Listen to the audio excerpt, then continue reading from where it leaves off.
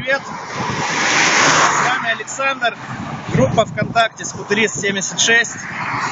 Сегодня репортаж с места событий на тему, почему не стоит игнорить посторонние звуки из мотора. Собственно, вот он. Ехали мы с Коляней в другой город. Что-то у Коляне тень падает прямо на это. Что-то забремчало вдруг. Мы думали, доедем. Оказалось, что не доедем. Произошла следующая ситуация.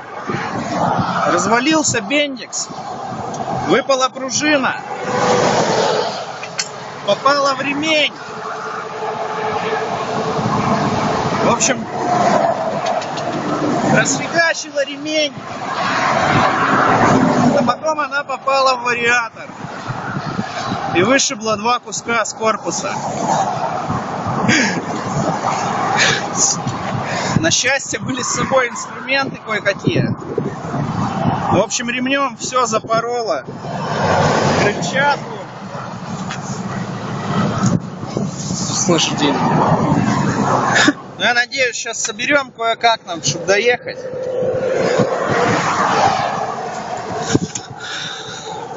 Все сразу пылью от ремня покрылось.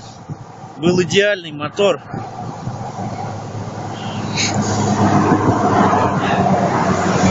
В принципе, ничего, остановились удачно, оттормозились.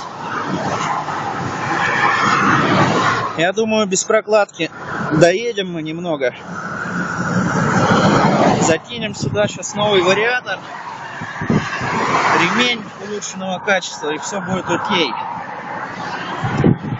В общем, вот, друзья, ни в коем случае не игнорируйте посторонние шумы из движка. Это заканчивается плохо.